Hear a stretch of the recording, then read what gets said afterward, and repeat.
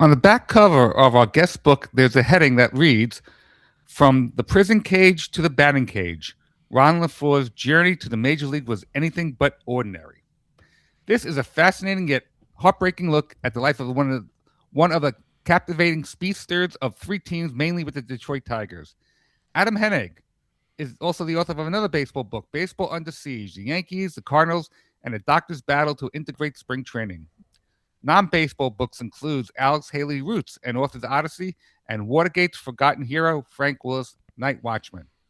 Adam has also written for Time Magazine, San Francisco Book Review, Tampa Bay Times, Seattle Post Intelligencer, among others.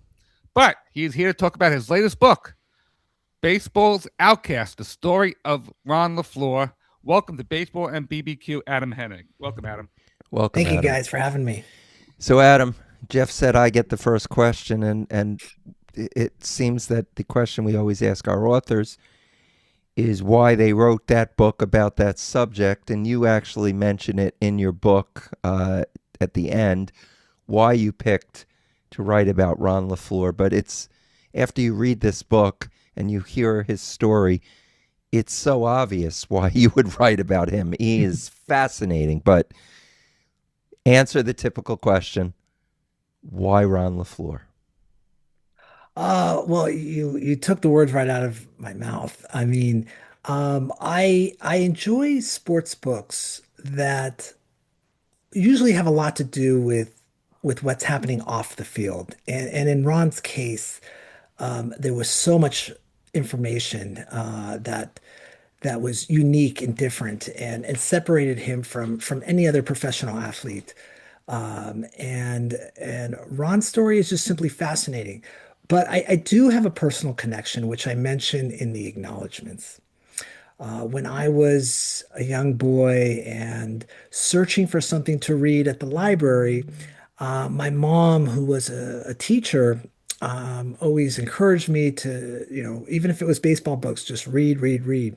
And she found a book that she's like, I don't think you've read this one. Why don't you try it? And it was a children's version of his memoir. And I'll never forget the title. It was called From Prison to the Major Leagues. So right away, I was captivated by that. And Ron, the story just stuck with me. And I was curious after finishing my previous book, what was I going to write about next? And I wanted to know what was Ron up to? What had happened to Ron LeFlore?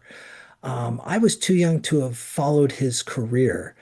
And it seemed like he just kind of vanished. And so I was curious, and the more I did some research about him, the more I was like, this is definitely going to be the topic for my next book. Yeah, it starts off when he, very troubled childhood in Detroit, and he got into drugs and alcohol at 10 years old. Yeah, yeah. Ron grew up in a very rough section of Detroit. He is a product of a working class family who had migrated from the South. And there wasn't a lot of financial security. There just wasn't a lot of stability in his life. And what happens when that's the case all too often is children find that sense of belonging from other people. And in Ron's case, it was on the streets. And it was so he was influenced by people who obviously did not have his best interests at heart. He didn't have a good relationship with his father, who was a full-fledged alcoholic. His mother, as she put it many, many times, did the best she could, but she had her hands full. They had four boys. They were living paycheck to paycheck, and in some cases, they couldn't afford to pay the rent. And his mom had to do whatever she had to do to ensure that they had a roof over their head. So this is the environment that Ron was growing up in. And as I was learning about what his peers were doing, it was really no different. This was not unusual at that time for someone in his situation. Yeah, the book starts with what was going on in the United States during a time that we, as a country, we should we can't forget, but we should be ashamed of ourselves, not to get up on a soapbox, and I don't mean to do that, but what was happening to African Americans in the United States who were, it was the Ku Klux Klan was prominent. There were lynchings, daily lynchings, and because you start talking about his parents and how they began, and the fact that they even, got to to Detroit and started a family and had places to live. You talk about how they were all these families were concentrated in this area and were living. All these people were living in one bedroom apartments, and this was common among so many families. So it and then it goes into the childhood that Ron had and his brothers. He again, Jeff, you mentioned, he came from he had three brothers. Did not end well for any of them, and it's no wonder that the way to survive was what Ron did. I mean, you could look at Ron. He started out, he was a drug addict. He became addicted to drugs. He did a lot of thefts where he could have been in jail a long time before he ended up in jail. And it seemed to be, there were race riots. It was a terrible time for African Americans to grow up in this country. And so you could see why he started out the way he did. And please take us. He goes from his petty thefts and then a armed robbery where he ends up in a prison, high security, maximum prison, where he spends time in the hole and in isolation, and then goes, ends up having this career. If you could just give us a brief, I don't want you to give the whole book, but if you could just take us a little bit into his story. So Ron had come up with the idea, and by this point in his life, he's a full-blown heroin addict. He had been in and out of jail, and he just simply didn't care anymore. He had essentially no hope for the future. And so he did what he needed to do to continue his drug addiction. So he and three other friends decided to rob a bar that was across the street from an auto plant. And it happened to be payday. So Ron is very sharp. He's very smart, despite the fact that he dropped out of high school at the age of 15. But he knew that they were going to have a lot of cash that particular evening. And that was the evening they decided to rob the bar. And they walked away with something I think around $35,000 at that time, which is obviously significantly more today. And they went back to their hideout and they got caught. They made a huge blunder. Ron gets sent to prison, and he got the longest sentence since it was his idea, and he was the one who was holding the gun. Um, and he's about 21, 22 years old, and him and prison just do not agree, and he ends up getting thrown into solitary confinement. And that's really where Ron goes through this transformation. He is alone. He is suicidal. He is deeply depressed. He is isolated from any walk of life. The only interaction he has is when someone drops off a meal at one point during the day. And he's in this tiny cell. And Ron is at the end. I mean, he just doesn't know what he's going to do. And he realizes he has to make better choices. And the choice he decides is, I'm gonna just start improving myself somehow. I'm gonna get out of here. And so he starts working out. And eventually he gets released from solitary confinement. He goes into the general population, and he decides to get his GED. He tries out for a baseball team or a softball team, and then that eventually leads him to a baseball team. And Ron happens to be in prison at a time when there's a warden who is very forward thinking, at a time when inmates were not afforded these extracurricular activities, whether it's having organized recreational sports leagues, having opportunities for higher education, even being released on a furlough, which Ron was able to participate in. And so Ron was able to seize these opportunities, and he took full advantage of them. And that was exactly how he was able to get a tryout with the Detroit Tigers. The manager of the prison baseball team happened to have a connection with someone who was very close with the then Tiger manager, Billy Martin. And long story short, Billy Martin makes a trip up to the state prison of Southern Michigan. Unfortunately, because of the weather, they can't have Ron do a tryout. So he invites Ron to Tiger Stadium to do the tryout there. And weeks go by, Martin forgets all about it until he gets a phone call one day from a prisoner in Jackson, Michigan. And it's Ron LeFlore saying he's taking him up on his offer. And Martin, luckily, there was someone in the room who reminded him of who Ron LeFlore was. And he's like, yeah, sure, Ron, come on out.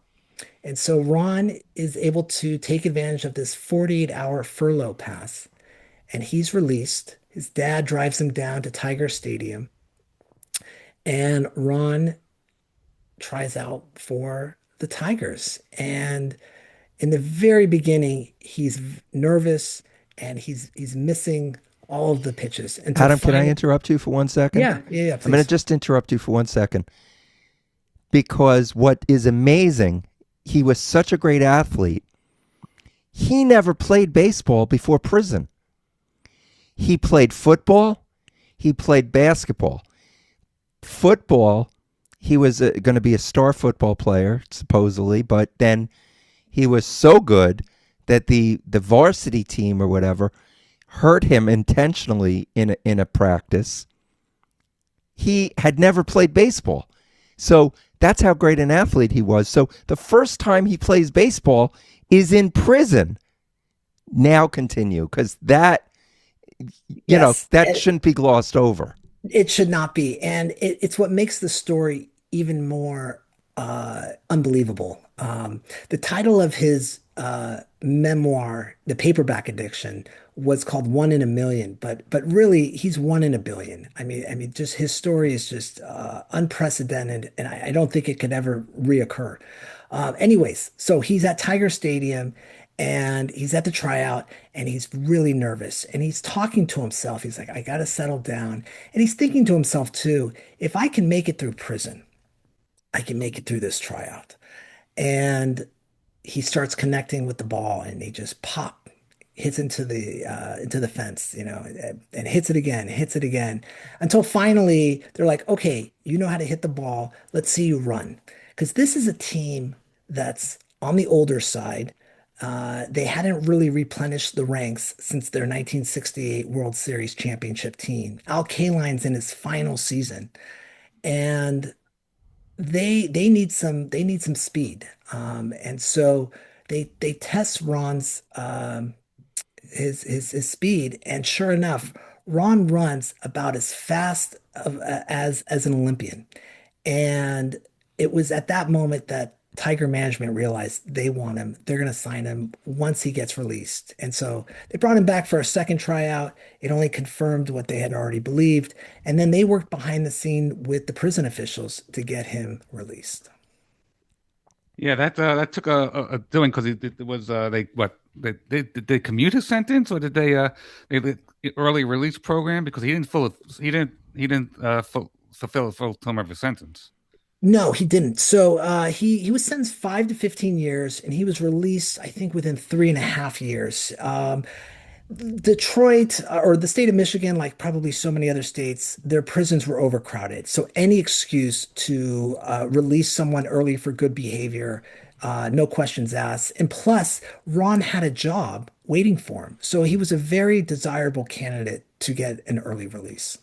Ron had a job eventually that he would have to go other states and other places, and he also had a parole officer he had to talk to before I guess get permission to do all this stuff.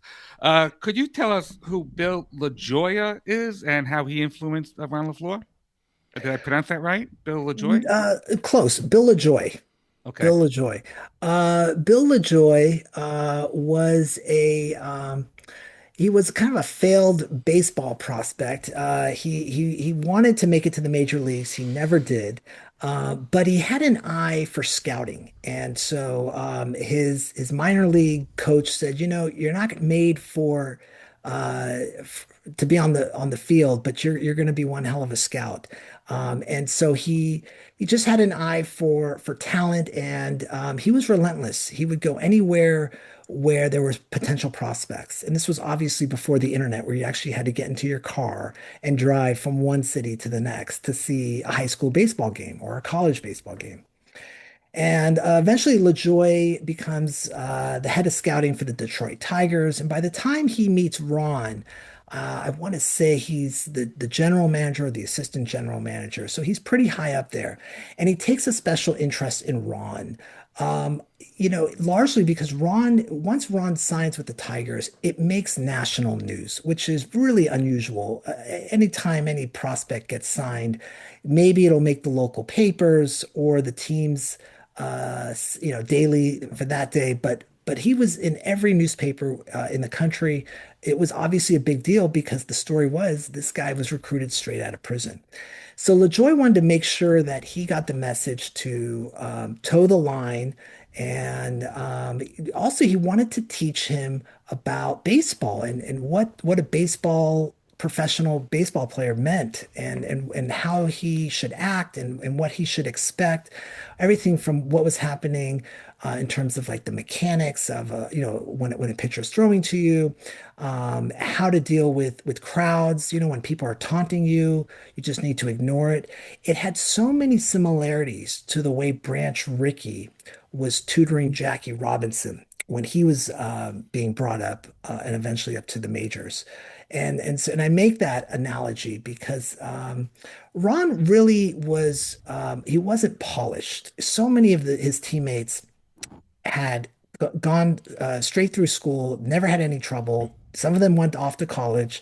They had lived and breathed baseball. They knew how to act. They knew what to say, when to say it. They were true professionals. Ron certainly wasn't. He didn't have the formal education. He didn't have anyone guiding him. And so LaJoy is one of several mentors that come and go throughout his baseball career.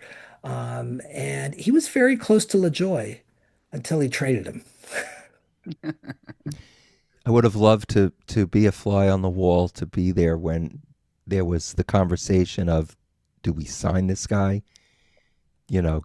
Because it could have been a big problem. And they do mention in the book that there was, that not everyone was on board with signing him, and his, because of who he was and his prison terms. And it wasn't just one time that he was in prison. That's what landed him in, the big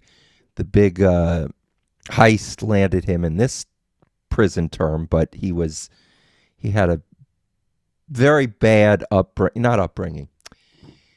He had a rap sheet. There we go. He had a rap sheet. But it's interesting because sports basically got him out of prison early, gave him a career. But it wasn't the case with his brother. His brother wasn't in prison, but his brother was a great boxer. But it ended his brother's life. because his brother suffered. This is all in the book. His brother was a boxer, was in a fight, and ended up dying from I guess brain damage. Mhm. And we had. So I remember the one boxer I remember back was Duck Koo Kim. I think it was a boxer. I think that also had that happen. And when I so it was a fairly common thing to have back then, I guess, to have someone die. And his brother did die from a brain injury during the fight. Mhm. Tell us about his relationship with that brother and as well as his other brothers.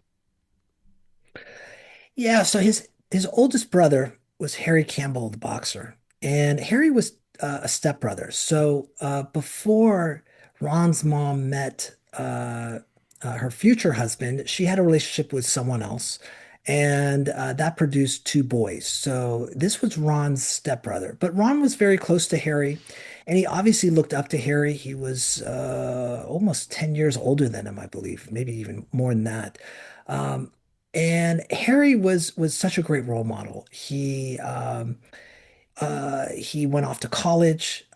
He had a career. He was going to eventually become a police officer or a detective. He was in the military, right? He went into He was in the army. yeah. Yes. Yeah. So he was someone that he could look up to. He could relate to. And Harry was a very promising boxer. He came up at the same time that Cassius Clay did. They both traveled to Rome for the 1960 Olympics. Although in Harry's case, he didn't medal like Cassius did. But that's how good he was. He was a really good boxer. And after that, he became a professional boxer. And unfortunately, he didn't last very long after about six bouts or six matches. He got off to a great start, but the last two were struggles. And then, of course, unfortunately, he just got hit too many times and died shortly thereafterwards. So it was a devastating blow for Ron, and I would almost argue that it was clearly a turning point because from that moment on, there's no return to normalcy for him. He tries, and other coaches and people in the neighborhood who see his athletic potential. Ron participates like in a Catholic youth organization basketball league. He does track and field, and everyone who is an adult and is always looking for that next great superstar. They see it right there with Ron. I mean, he is fast. He's quick. He's agile. He picks up any sport quickly, and he immediately becomes the best athlete on the field or on the court. But Ron doesn't have the self-discipline to stick with it, and he doesn't have anyone providing that support that's needed. Harry was really that one person that could have done it, but unfortunately, he wasn't around to do that for him. Getting back to baseball and Ron, he gets into the minor leagues for the Detroit Tigers. And this is something that blew my mind because I had no idea. But reading it, you said his first manager turns out to be Hall of Fame manager Jim Leland. That must have been, I mean, who knows what happened in the future, but, Jim Leland being the first manager, that's got to be something. Jim didn't know what to expect, how to treat him, and Bill LaJoy told him just treat him as one of the boys. Yeah, this was Jim's first job, by the way. So I believe he was about 29 years old. Like Yeah. LaJoy, he hadn't his baseball career ended in the minors. I don't think he made it past Double A. But again, in his case, he had a knack for managing, and that's what he wanted to do. And he was a new young manager, single A ball in Clinton, Iowa. And Ron spent a lot of time with Leland. I asked Ron about this, and he personally would ask Jim Leland to tutor him, like teach me how to catch, teach me what to do when I'm in the outfield, teach me how to hit. And so Ron would meet with him before games, before practice, or would stay with him after the game, after practice, and get that one-on-one tutoring.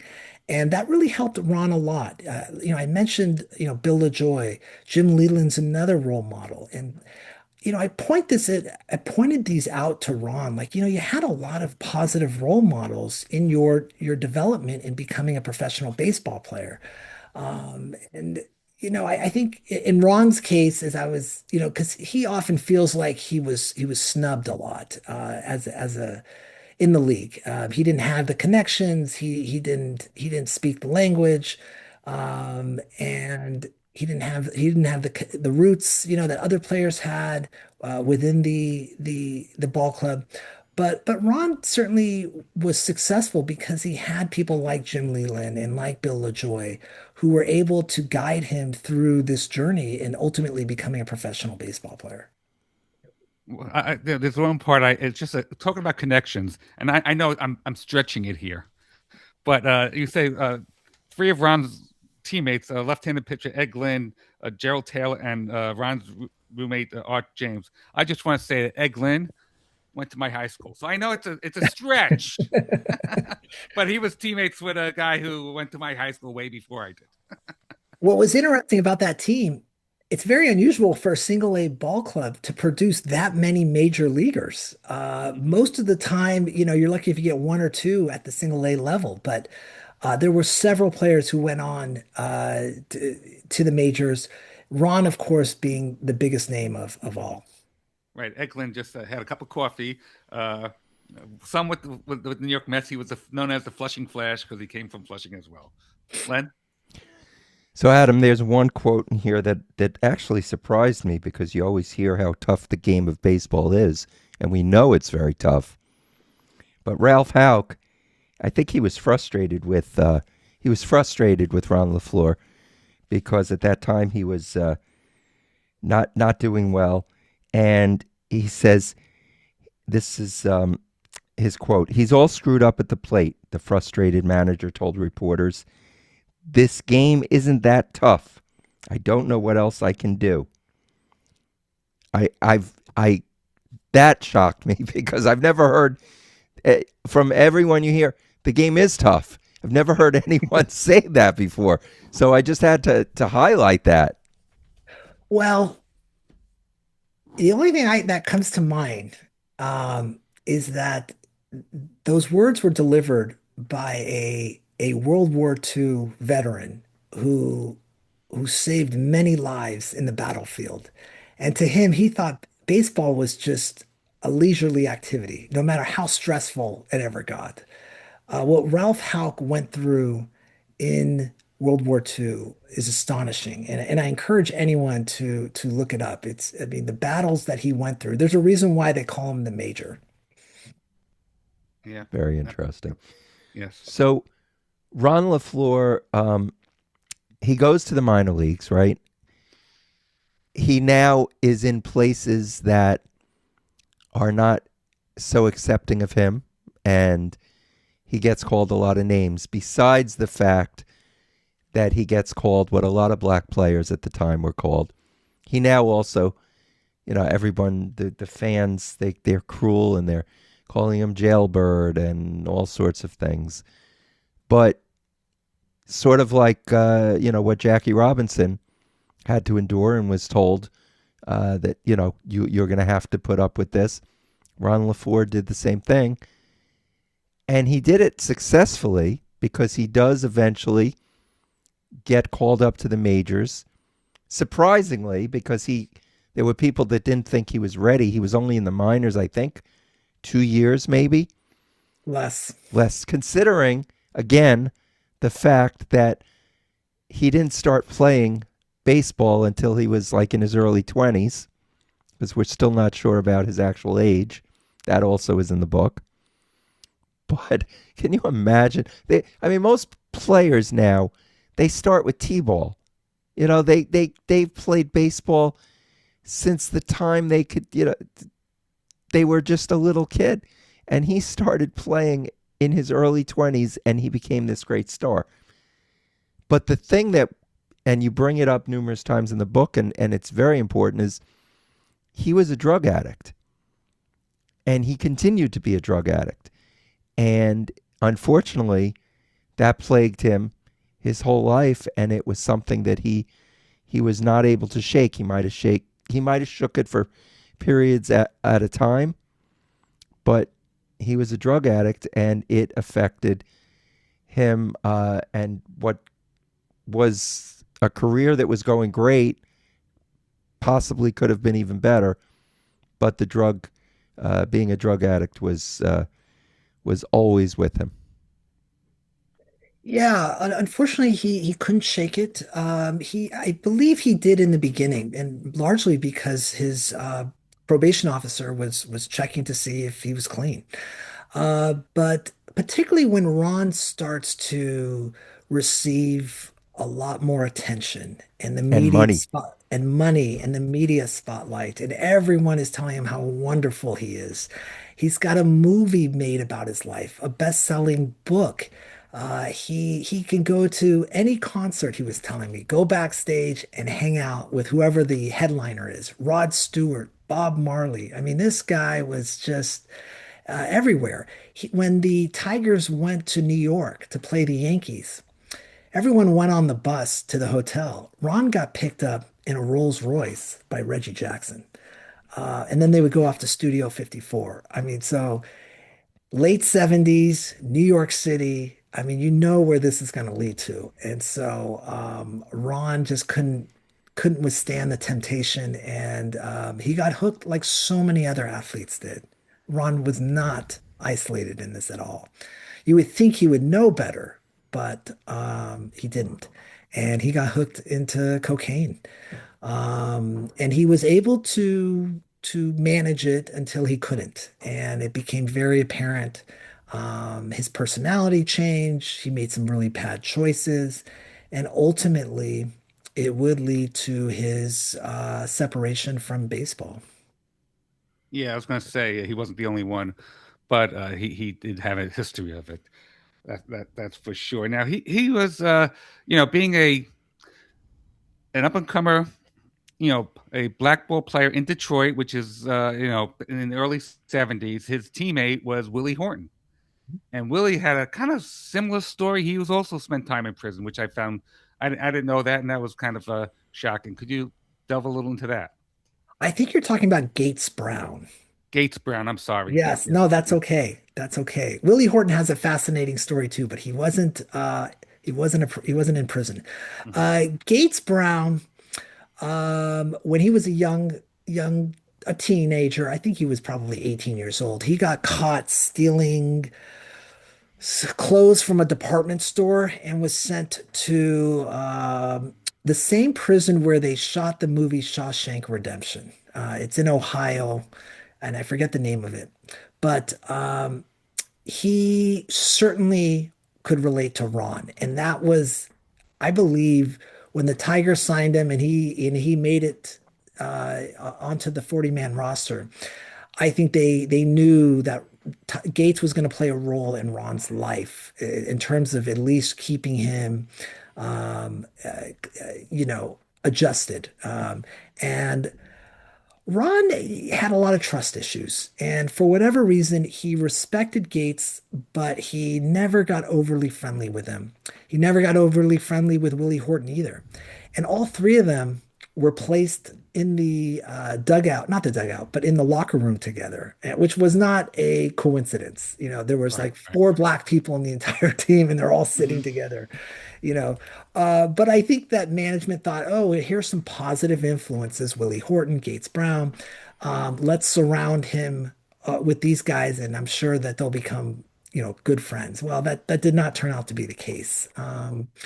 Ron just didn't really didn't listen to Willie Horton, and I think with Gates Brown, it lasted for a little bit, but just neither of them were able to make any inroads and to play the role model that I think the Tigers had envisioned.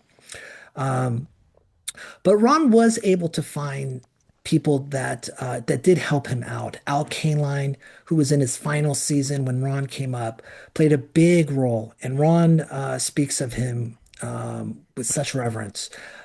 I would argue and I do in the book, that the one who played the biggest role in his professional career was his manager, Ralph Houck.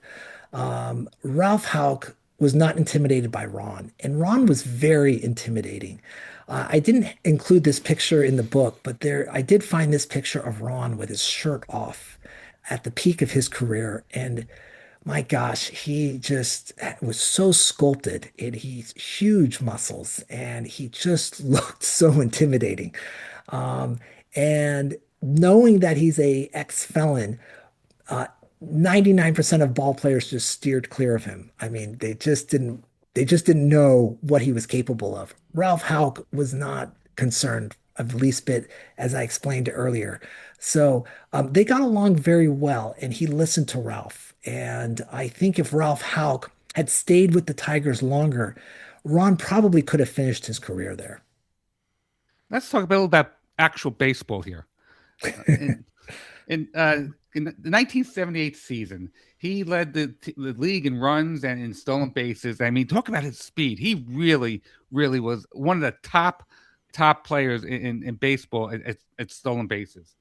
Yeah, and he was an all-star in the 76 season. He was got MVP votes four times during his career. So he was not just a run-of-the-mill baseball player. He was really good. I say between 1976 and 1980, he is one of the most uh, probably one of the best offensive weapons any team could have. He was on the Tigers, he was on the Expos. It was often said that when Ron hit a single, it was basically a double Hmm. because he was just gonna go. And the catchers knew it and they still couldn't catch him or they couldn't get him out. The problem with Ron is he didn't play for a very good team. And so he will certainly reminded me of this. He would have had probably a lot more runs scored, a lot more RBIs, and stolen bases because pitchers knew that the hitters that they were facing weren't very good, and so they could focus on Ron and try to get him out, in any way they could. So, um, Ron definitely had some detriments in terms of playing for the Tigers. When he got onto the Expos, when he was traded, it was the first time and the only time that he played for a playoff contender. And he noticed that it was very different. And I don't think it's a coincidence that he stole 94 bases that year and led 97 bases, I believe it was, and led the National League in stolen bases. By the way, at that time, he was the only player ever to lead both leagues in stolen bases. Yeah, like I said, not too shabby. Yeah, he had a 30 game hitting streak, and then that was broken. And eventually he had a 27 game hitting streak in another season. The stolen bases. He had baseball instinct, which is something that, he was an athlete. He was someone who could play. He could have been he could have been like the football player who of Bo. He could have been another Bo Jackson. He was a very talented player, but again, he did himself in, and he when he was in Montreal, he talked. He did some story for a sporting magazine, and I'm going to ask you to talk about this a little bit. And he badmouthed the whole city of Montreal, who Jackie Robinson had just not that long before that had said how wonderful that city was for him and his family and but according to Ron LeFlore, it wasn't, and the city was very upset with him. Tell us a little bit about that. Yeah, so Ron spends one season in Montreal, and it goes through a lot of changes in Montreal. Goes from center field to left field. He's no longer the best player on the team. It's Andre Dawson's team. And so he gets off to a slow start. He's adjusting to National League pitchers. This is at a time when there's no interleague play. And he's playing on artificial turf for the first time, which in the National League is much more prevalent than it was in the American League. But eventually, Ron settles in and he actually has a lot of fun playing with his teammates. They're good. They're getting him to second, third base, and they're getting him home. They're actually winning games. They are at one point the best team in the National League, and they're pretty much going head to head with the Philadelphia Phillies and the Pittsburgh Pirates at that time. Well, On the baseball field, everything seems to be working out. Off the field, Ron is just getting even deeper into cocaine. Montreal in 1980 was what probably was New York City in 1978, 79 during the Studio 54 days. It was just a hot place. It was a place where you went partying all night, drinking. There were so many drinking establishments. And then you've got a guy who's got money. Everyone knows who he is. And he is just treated like a god there. He told me that in his apartment building, Barbara Streisand had a room not too far down from where he was. So he was really in the thick of the spotlight. And it was often a joke among expos that when the visiting team came, if they had a night game, they would all go out afterwards and they would have make sure that they were out all night. So by the next day, when they had a day game, they were too tired, too exhausted to play, and the Expos would easily win.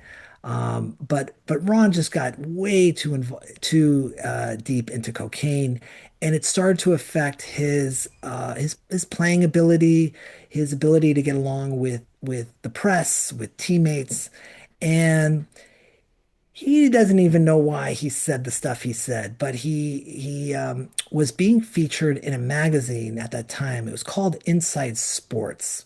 So this was at a time when Sports Illustrated, all sorts of sports magazines were on the market, and everyone was trying to um, become the next Sports Illustrated. And this magazine was, I believe, it was owned at the time by the Washington Post. And it's actually a really good magazine. It had great stories, feature-length profiles, all sorts of things. Anyway, so a reporter met Ron and did an interview with him. And this reporter did his job. He asked the questions, wrote down the quotes. Ron didn't think anything of it until it was published. And it was like a firestorm. And not the Montreal press, but the entire nation, the entire country, can't the Canadian press just took Ron to task on so many things he said, including the fact that he called his teammates rednecks, that he called Montreal fans racist, that he alleged that some of his teammates had negative experiences with the Montreal Police Department, which they later denied had ever happened. And so you couldn't tell what was true, what wasn't. And by this point in the season, Ron was wearing out his welcome. As good as the Expos were doing, and as much as Ron was performing in terms of his of what he was doing on the field, uh, at the end of the day, teams are only able to withstand so much negative publicity. And Ron, because the team didn't make it to the playoffs, they fell one game short. And when it came time to re-signing Ron thought he was a shoo-in. I mean, he was very naive, and the team had wanted nothing to do with him, despite the fact that he led the National League in stolen bases.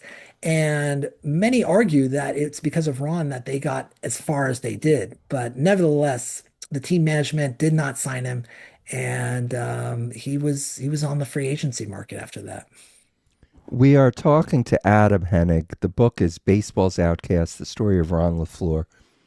You know, Adam, we've had you on now for about 45 minutes, and it's your fault because we want to have you longer that you wrote such a great book. This is about a fascinating subject.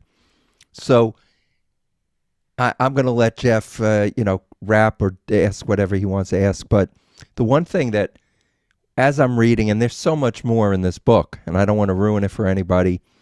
I mean, you could obviously look up Ron LeFlore and you'll find out more about him, but you don't need to because it's all in here.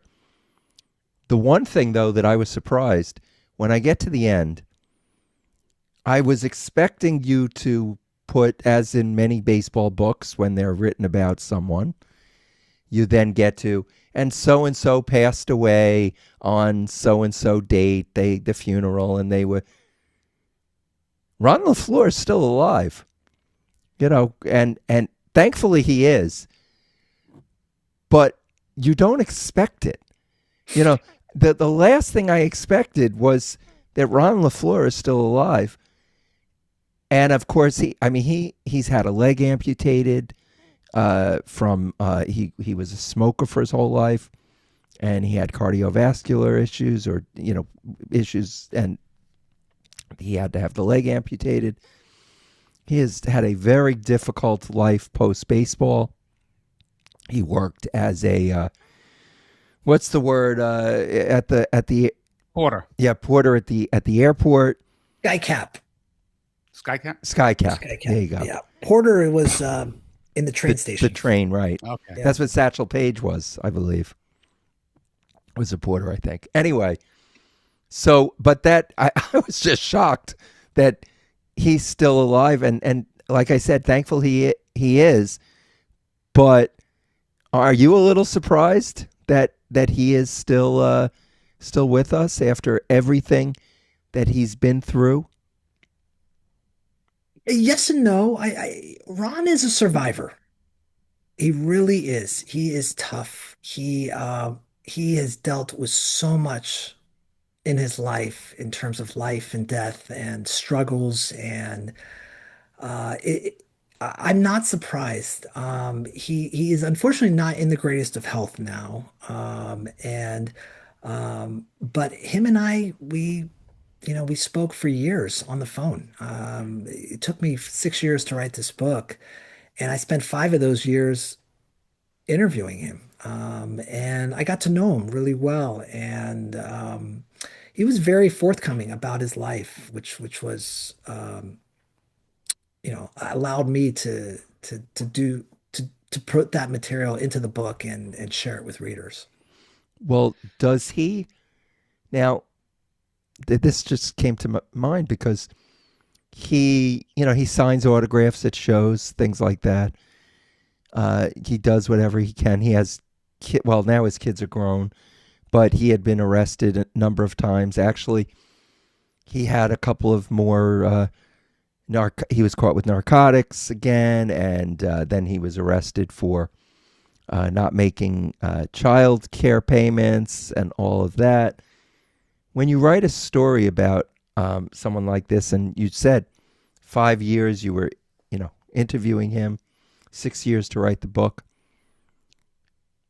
does the person you're writing it about benefit in any way from the book? And it's not, I don't want to get too into it and your finances and all, but is there any monetary benefit to Ron LeFlore? Because you said he helped you for 5 years.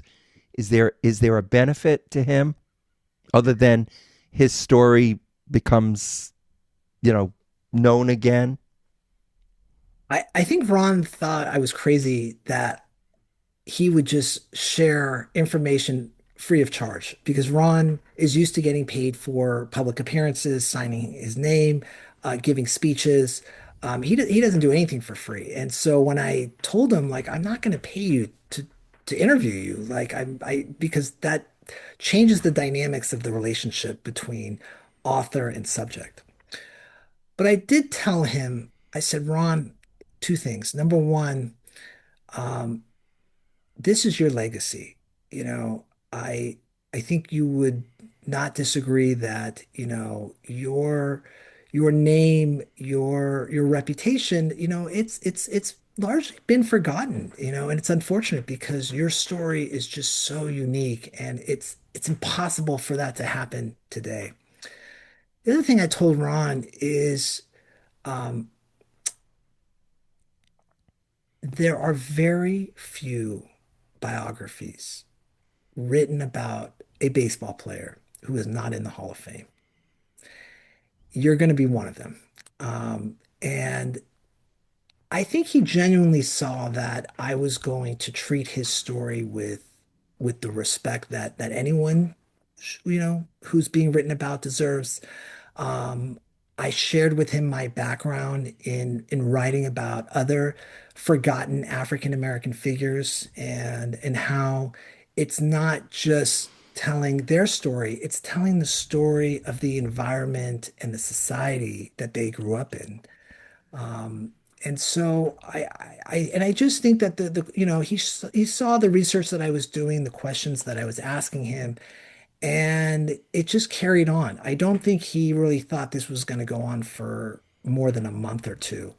And it did, obviously. And we only spoke by phone. So I never had any sort of face-to-face contact with him on Zoom. I never met him in person until very recently. And what an experience that was. Imagine having spoken to someone by phone, never seeing them in person, and all of a sudden you do. It's almost like meeting a long lost relative. Adam, we really thank you for your time. The book is called Baseball's Outcast: The Story of Ron LeFlore. It's available now at all your booksellers, thrift books, Amazon, Barnes and Noble. We always say go to your local bookstore. Adam, do you have any social media that you'd like to promote? If people want to learn more about me, feel free to visit my website, adamhenig.com. I'm also on Blue Sky at Adam Henig. Great. Adam, thank you very much. Thank you for this terrific book, and we look forward to more of your writings in the future. Thank you for having me. I enjoyed the conversation.